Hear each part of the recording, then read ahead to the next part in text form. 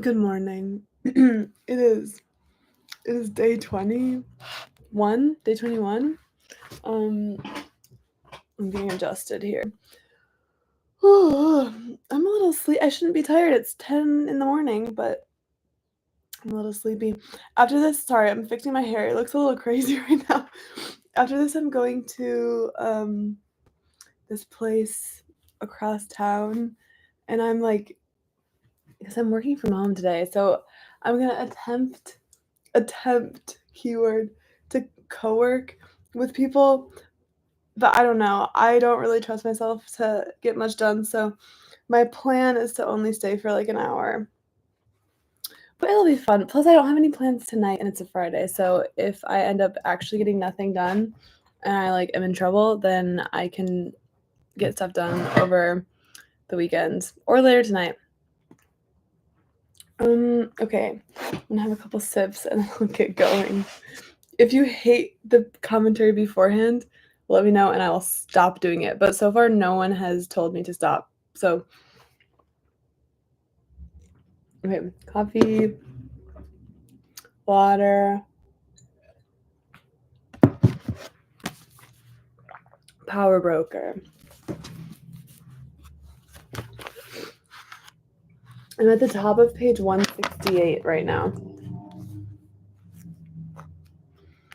And the last thing we were talking about was okay, so this whole section is really fun. It's where Robert Moses is like becoming obsessed with Long Island, which is like an hour ish from New York. And he finds this he finds this area that was used for the water department of Brooklyn, but now it's no longer used. So he's like, OMG, let me turn this into a park. And Al Smith, the governor, who was the governor, and then he got beat by someone named Nathan Miller, but he's running for governor again. I remember he had just said something. Oh, Al Smith, okay. The governor isn't like a big park guy, but basically the book is making it sound like he's eventually going to come around and be on board for the park. Okay. Under state law. Oh yeah, okay, and what just happened was Robert Moses asked for $15 million for a state council of parks, and Al Smith, the governor, he just allowed it. Under state law, only one bond issue could be submitted to the voters each year. Smith had also proposed an issue for new hospitals and mental institutions. Moses pleaded that parks should come first, but Smith disagreed. When the governor delivered the message Moses had drafted, he announced he would not push for adoption of its proposals until 1924. It was clear to his advisors that the governor was worried about public reaction to an expenditure for parks of such unprecedented dimensions. The reaction was not long in coming. Smith's secretaries reported a most remarkable upsurge in the volume of his mail. It came from the City Club of New York. Congratulations, Club Secretary Raymond Ingersoll wrote delightedly, and from Pomona Grange, number 416. God bless you. Sincerely, Matilda Hunt, Secretary Treasurer. It came from slum dwellers and suburbanites, and unlike the mail on most issues, this mail did not contain letters on both sides of the issue. There was, the governor's secretaries reported, apparently only one side to the issue. Everyone was for the parks. There was hardly a newspaper in the state, moreover, that did not write an editorial supporting the measure. And the praise did not stop at the state supporters. From all over the country, letters were sent to Governor Smith Albany, expressing hopes that the writer's own states might follow his example. Wrote the chairman of the National Conference on State Parks, quote, "The New York program will stimulate valuable work in other states. You are rendering a real service not only to your own state, but to other states of the Union, which will have the advantage of following your experience." Mark Antony, a shrewd politician, knew the potency of parks as an issue. Rousing the mob to fury. Oh, whoops. Rousing the mob. Where was I? Rousing the mob to fury against Caesar's honorable slayers, he reserved for a climax the reading of Caesar's will. "Let but the commons hear the testament," he cried, and they would go and kiss dead Caesar's wounds. And it was not the revelation that Caesar had left each Roman citizen, every several man, 75 drachmas, that sealed Antony's victory over the citizens' emotions, but rather his revelation that, quote, "He hath left you all his walks, his private arbors and new planted orchards. On this side Tiber, he hath left them you and your heirs forever. Common pleasures to walk abroad and recreate yourselves." Al Smith, shrewd politician, had risen to the governorship on great issues, and he was not slow to recognize a new one when it came along. An Albany reporter watched the awareness grow on the governor and his circle. You could see them beginning to realize that doing what Moses wanted would be politically advantageous, he recalls. One of them told me that supporting parks meant that the governor would be helping the lower and middle class people, and thereby winning their support, and that the intellectuals would be for him because they saw parks as part of the new pattern of social progress. So you'd have all three groups supporting you. And besides, parks was a word like motherhood. It was just something nobody could be against. During the spring of 1923, Smith assured Moses he would push for adoption of the park program in 1924. And in the summer of 1923, Moses went back to tramping around Long Island. "I went with him once," a friend says. "We walked all day through one piece of beautiful wild country after another, and he never slowed down. He was tireless." Generally, Moses preferred to be by himself. He walked alone through vast, empty, shuttered mansions, through potato fields where farmers worked peacefully, not knowing that the man looking at them was planning to take their fields away. Walls and guards kept him from getting a good look from paved public roads at the route he was considering for the Northern Parkway. But he discovered unpaved back roads through many of the estates, and he spent days walking along those deserted paths, a solitary figure with a long stride. Through the trees, he could see the great castles. At their gates, on little black and gold signs, he could see the names of the great barons who had built them. And the barons, private behind their walls, did not know that staring at those walls was a man determined to tear them down. Few men had ever viewed Long Island entire. One who had was Walt Whitman, who saw it as a sea beauty stretched and basking, isle of sweet brooks and drinking water, healthy air and soil, isle of the salty shore and breeze and brine. Now Moses saw it entire. And if he had written poetry once, he wrote parks reports now, and brooks, healthy air, salty shore, and breeze and brine meant parks. Standing on Montauk Point, where Long Island's southern fluke ends in the steep bluffs plunging abruptly into the Atlantic, Whitman had said, "I stand as on some mighty eagle's beak." Now Moses went to see Montauk, not with eyes of the poet, but with those of the park planner. "The Montauk Peninsula," he wrote, "is an extraordinary mass of clay, gravel, and rock with high bluffs on the south shore and, back of the bluffs, kettle holes and rolling hills clothed with bayberry shrubs and gnarled and twisted trees. The irregular shoreline and a number of small islands form a veritable patchwork of smaller peninsulas, straits, and bays, which afford many miles of beaches, dunes, and varied waters for cruising, fishing, swimming, golfing, and other forms of recreation." Driving back from Montauk along the southern fluke, Moses discovered endless other miles of unused beaches in Hampton Bays. He found still more on Long Island's northern fluke at Orient Point, where farmers lived in farmhouses built in the 17th century. Searching out deserted estates, he found two in the center of the island, one owned by the son of financier August Belmont, the other by a family named Joachim, Yoakum. And roaming one day far out in Suffolk County near Wading River, he stumbled upon a magnificent brick and stone mansion set upon a bluff overlooking Long Island Sound that was not only deserted but looked as if it had never been lived in. Inquiring later, he found out it never had. The man who commissioned the famous architect Stanford White to design it, and who named it Wildwood, financier Roland G. Mitchell, had died just as it was being finished in 1906. and the spacious, high-ceilinged rooms had remained shuttered and unfurnished ever since. Wouldn't that be a dream to just stumble upon and then be a squatter in a really big mansion? Again and again, Moses returned to the lonely strand, not only to Jones Beach, but to Fire Island, where a state park, the only one on Long Island, was located. On the 200-acre grounds of the hotel the state had purchased in 1892 to house the passengers from the cholera-ridden Normannia.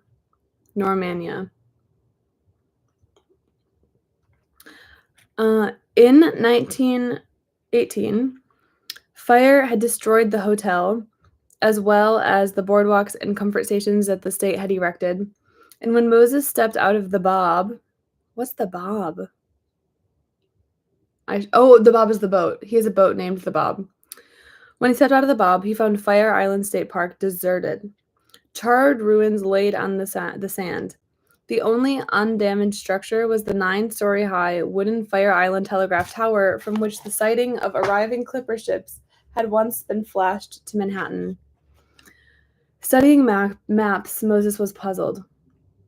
They showed the park as comprising the westernmost portion of Fire Island, except for a little enclave on the island's tip, which was occupied by an unmanned Coast Guard station. Yeah, I can't remember if he named it the Bob or if his wife did. I really should remember that because it was in a recent chapter. Okay, studying maps, he was puzzled. They showed that the park as comprising the westernmost portion of Fire Island, except for a little enclave on the island's tip, which was occupied by an unmanned Coast Guard station. The telegraph tower, which stood on the station, was shown at the very tip. But as Moses stood alongside the tower, the island stretched westward as far as he could see. Then he remembered what the baymen had told him about the set of the ocean.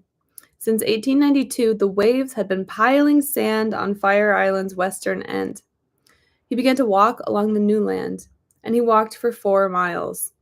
The Coast Guard station wasn't a little enclave anymore. Its area, he calculated, was at least 600 acres, and the station was deserted. No one even knew the added 600 acres were there. By the end of the summer of 1923, Moses knew that his plans for Long Island had been far too small. Now he wanted not just a state park on Jones Beach, but another one, which would include the unmapped 600 acres across the inlet on Fire Island. He wanted state parks on the South Shore, not just at the Taylor Estate, but in Hampton Bay and at Montauk Point. He wanted parks on the south, not just at Sunken Meadow, but at Wildwood, Lloyd Neck, and Orient Point. And he wanted 2 in the center of the island, at the Belmont and the Yoakum Estates. He wanted 40,000 acres of parks. He wanted not just a parkway along the South Shore and one along the North Shore, but a parkway connecting them far out on Long Island so that families from New York City could drive out on one, loop around, and drive home on the other without retracing their path. He wanted another parkway. He wanted 2 more parkways, linking both the northern and southern parkways with 2 causeways running to Jones Beach. He wanted still another parkway linking them with Fire Island. He wanted 124 miles of parkways, and he wanted the parkways to be broader and more beautiful than any roads the world had ever seen, landscaped as private parks are landscaped, so that they would be in themselves parks, ribbon parks, so that even as people drove to parks, they would be driving through parks. Near the latter part of the summer, Alfred E. Smith, the governor, found himself being chauffeured around Long Island with Moses sitting beside him, pointing and talking. Smith became enthusiastic about the plans. He asked Mrs. Moskowitz to look into the situation, and Moses gave her the full tour. She approved, and Smith told Moses that when the park program was submitted to the legislature in 1924, it could be expanded. "Why don't you take the whole thing over yourself?" the governor asked. "Why don't I make you president of the Long Island State Park Commission?" Years later, Moses could recall his thoughts. I had always had an interest in physical construction anyhow, Bella's son would remember. And I had always had an interest in the outdoors. I had done a lot of hiking and fishing and swimming in the Adirondacks, remember. And I was very interested in parks, particularly in the Long Island work. He said he would like the job. Next chapter. Okay, this is huge. He is the president of the Long Island State Park Commission. Things are really heating up. We're this far. We're this far. Really not that far. Page 172, chapter 10, the best bill drafter in Albany. Also, I'm still so sleepy for some reason. I'm probably only going to read for like 10 more minutes. I used to say that my goal was a half hour a day, but now I think that, like, I have some days that are like more than an hour, some days that are like a lot are in the 40s. So I think that if I just do 25 today, it'll be fine. There are no police that will come after me. Oh, it's a good chapter? Okay, I'm excited. The crazy thing is that I've been reading a lot. Like I've been reading like probably 10 hours or so, which is as long as most normal books are. And he hasn't even built a single thing yet. The thing that he's famous for is building infrastructure. And so far, he has not built a single bridge or park or anything. So I'm excited. Lots of anticipation. So far, my favorite chapter, I think, has been the intro was amazing, but also the one that was like the mini biography of Alfred Smith was really good. I like that one. Okay.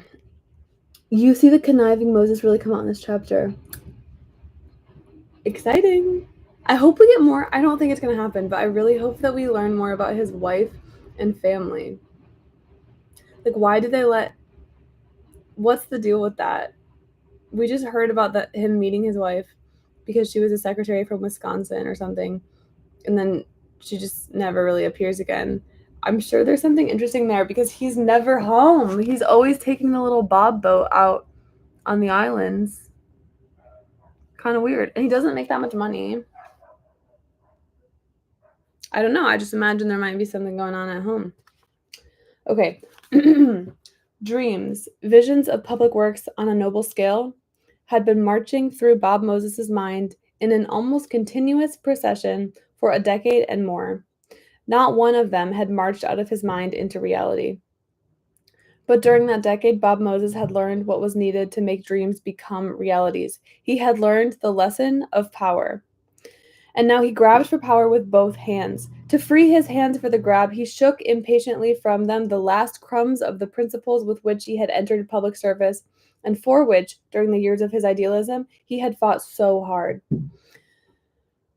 As a reformer, believing in the principle of centralization of government, he had recommended in the Reconstruction Commission report that all state agencies be included in one of 16 departments and no longer function as independent bodies. Specifically, Moses had recommended in the report that each agency's budgetary request be submitted to the department head and that the department head have power to act on that request as he saw fit before passing it on to the governor and legislature. The heads of agencies within departments, he had recommended, should have absolutely no independence in budget making. He'd been eloquent on the point. The more spigots there are in the barrel, the more difficult it is to keep a watch on them, he had written. There are too many streams and rivulets running out of New York's treasury. As a reformer, Moses had seen no need to make park administration an exception to the principle. The Reconstruction Commission report specified that parks would be administered by a bureau in the Conservation Department, a bureau that would be totally subordinate to the Conservation Commissioner. But now, Moses was interested in parks, and parks were to be an exception. Now, on the surface, not on the surface, of course, on the surface, on the face of the bill Moses drafted, establishing a state council of parks, the council was to be included in the conservation department and subordinate to the conservation commissioner. The council's budget, in accordance with reorganization principles, could be submitted to governor and legislature only by the conservation commissioner. A clause in the bill specifically said so. But another clause further down in the bill said the budget shall be prepared by the State Council of Parks. Precedents had established the statutory meaning of the word prepared.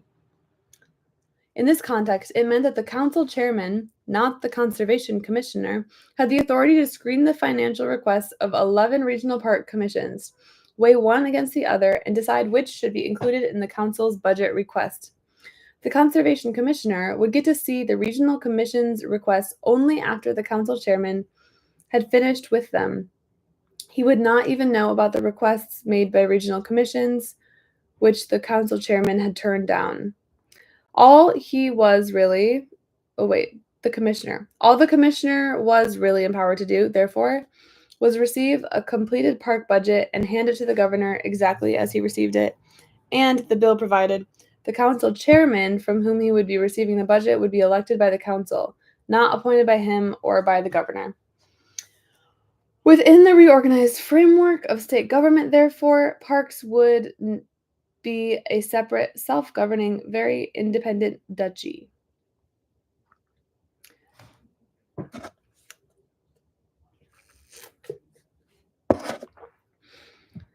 As a reformer, Moses had fought for the principle of executive power commensurate with executive responsibility. And, believing in the principle, he'd recommended in his Reconstruction Commission report that appointed officials should never have terms longer than the governor's term, and that they should always be removable by the governor if they did not follow his orders. He'd been eloquent on the point. No governor can be held responsible for the policies and conduct of high officers whom he does not appoint and whom he cannot remove, he'd written. If New York wants efficient government, it must make someone responsible who can be held to account and give him power commensurate with his obligations. There is no other way.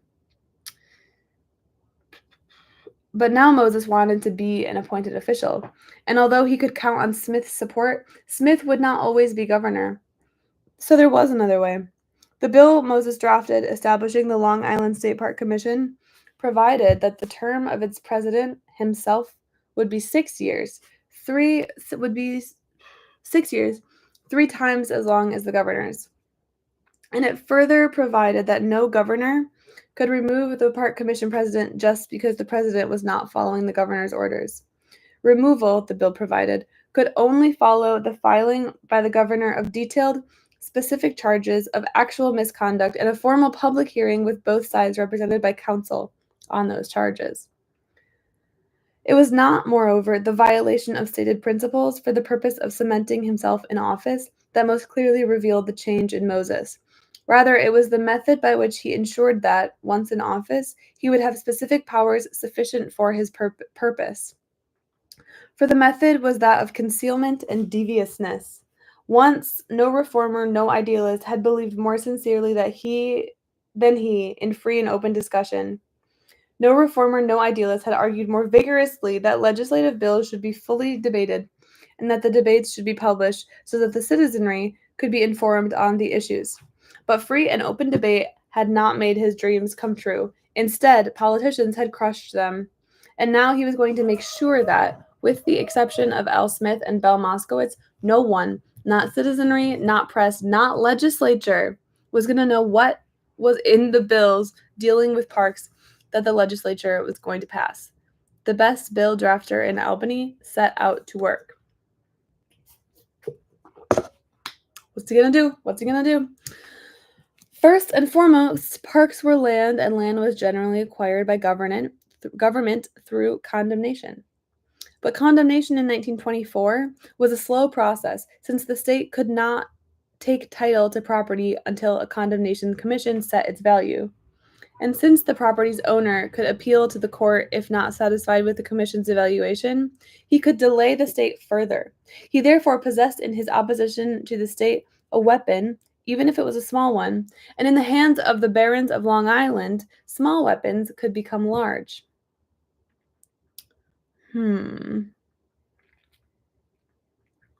Oh, because all the people from Long Island are going to contest the acquisitions. I get it now. It just took me a second. One clause within Chapter 122 of the Laws of 1924, quote, an act to provide for the location, creation, acquisition, and improvement by the state of parks, parkways, and boulevards in the counties of Nassau and Suffolk. A clause buried deep within the act empowered the Long Island State Park Commission to acquire land by condemnation and appropriation in the manner provided by Section 59 of the Conservation Law. In 1924, appropriation had only one meaning in a legislative context: an allocation of funds by the legislature. More legislators, probably all legislators, would, if asked, have said that was only meaning the word had ever had. Appropriation is the word. And since Section 59 of the Conservation Law had been passed in 1884, most legislators had not read it. But the best bill drafter in Albany had read it, and he knew that in the section appropriation had a quite different meaning. Worried in 1883 about incursions by lumbering companies into Adirondack forests, this legislature empowered the Conservation Commission to condemn the forests and preserve them. But during that year, between the start of the condemnation proceedings and the actual transfer of title, the lumbermen stripped the parcels being condemned of their trees. In 1884, therefore, the legislature passed an act, Section 59 of Conservation Law, empowering the state to appropriate forest lands and defining appropriation as a procedure in which a state official could take possession of the land by simply walking on it and telling the owner he no longer owned it, and that if he wanted compensation, he would have to apply the Condemnation Commission himself. Okay, I'm going to stop there. This is crazy. So you can there's just a weird loophole from the lumberjacks. So you can just take them. You can just take the land. I am going to go to my little hangout thing, but page 174. Oh, I'm really close to the next chapter, which will be the next section, the use of power. That's very exciting. I'm excited because the 99% Invisible podcast is apparently doing a series about this, but I feel like I check somewhat regularly, but I don't know when the next episode is going to be. And they said in the first episode, which was like weeks ago, that